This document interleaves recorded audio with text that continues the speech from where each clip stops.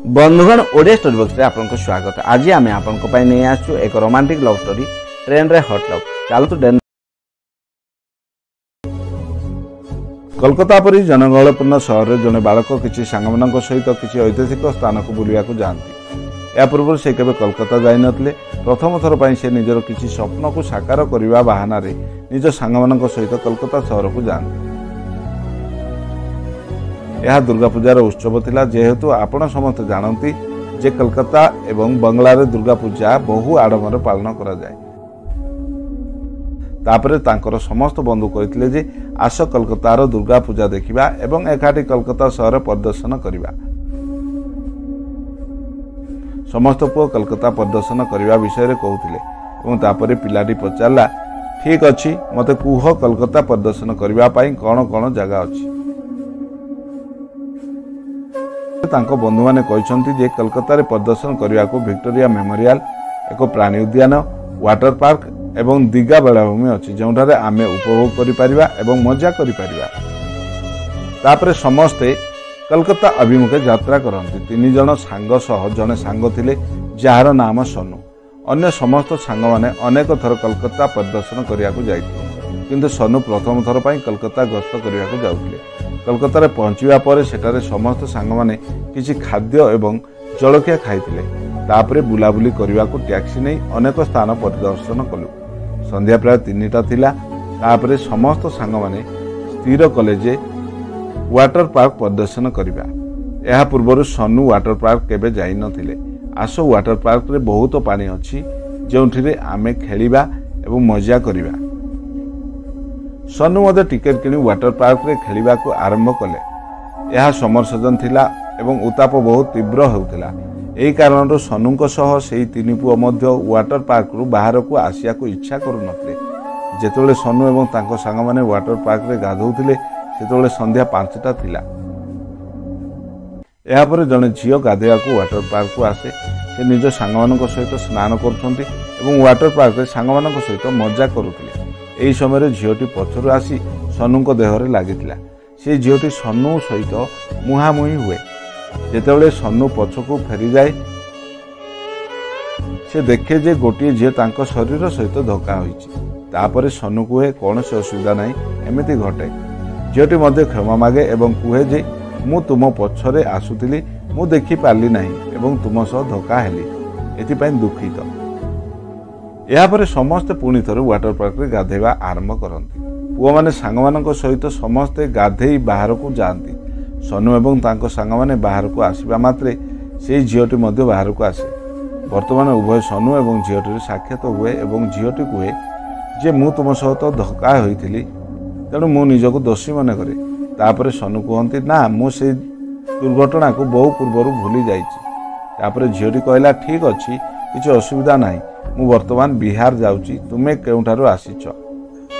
सनु कहती ना, मो घर एठारु बहुत दूर रे, मु मध्य राति ट्रेन रे घर को जीवी। दुईकर भल वार्तालाप अच्छी। दुहे सेठारु समस्त सांगमानक सहित टैक्सी नहीं थांती एवं सेमाने घर को जीवा पई हावड़ा स्टेशन रे पहुंचती। समस्ते हावड़ा स्टेशन रे पहुंचीबा मात्रे समस्त टिकेट करिया को जांती।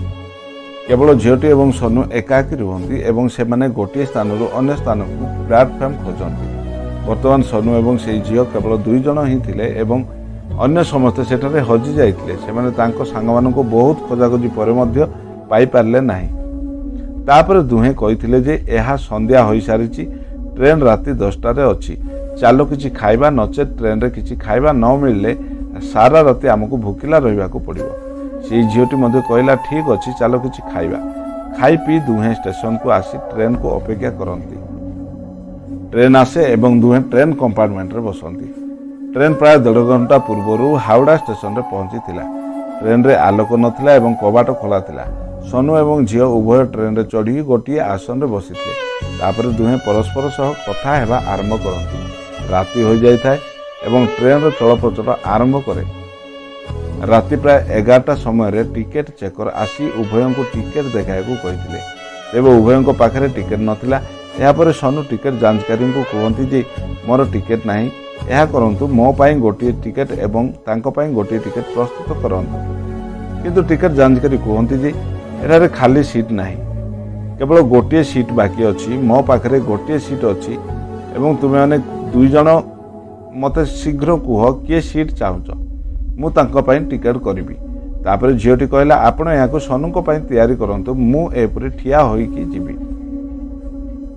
तापर सनु कहती जे मु जने जेन्स मु कौन स्थान में बसी पारि तुम्हें जड़े झील भल सीट नहीं शोवा भल झीटी सीट उपरे शोवा जाए एवं सेठाकू जीवा परे झीटी कहला जे एठारे बहुत स्थान अच्छी तुम्हें मध्य आस आमे दुहे एकाठी बसी सारा राति बिताइबा पिलाटी दिन सारा बुलाबुली करी बहुत थकी जाइतिला एवं से मध्य सीट उपरे विश्राम नेबाकू चाहूला झीटी डाकिबा मात्रे सनु तुरंत ऊपर जाई बसी जाए वर्तमान दुहे बसिबा समय शोइबा आरंभ करती राति प्राय गोटाए दुहे आराम रे बसी यात्रा करुले तापर झीटी कहला जे सीट रे बहुत जगह अच्छी तुम्हें गोटे पटे मुंड दे शोई जा एवं मु अन्य पटे मुंड रखी शोइबी दुहे समान करती एवं शोई पड़ती आपन तो जानती आजिर समाज में कौन हुए जितेबाला गोटे पुओ एवं गोटे झील गोटे सीट्रे शोए सनु एवं झीटी धीरे धीरे उभय निकटतर हुआ झीटर शरीर पुओर शरीर को स्पर्श करुला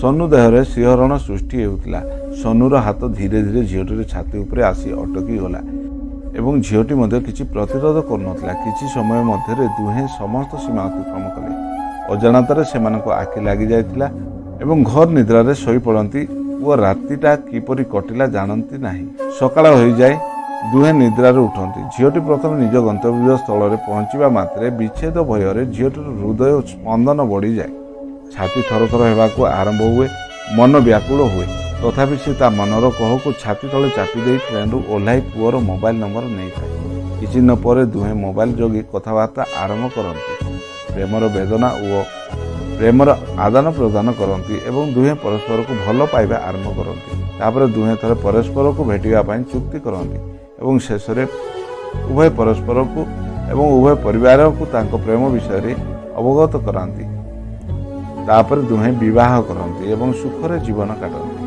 बंधुगण आशा करे जे आपण ओडिया स्टोरी बॉक्स रो एई हॉट लव स्टोरी कहानी को निश्चय पसंद करथिबे एपरि अनेक नुआ नुआ कहानी पढ़िबा पई आम चैनल को निश्चय सब्सक्राइब करंतु धन्यवाद पुणी देखाइबो आउ एक वीडियो।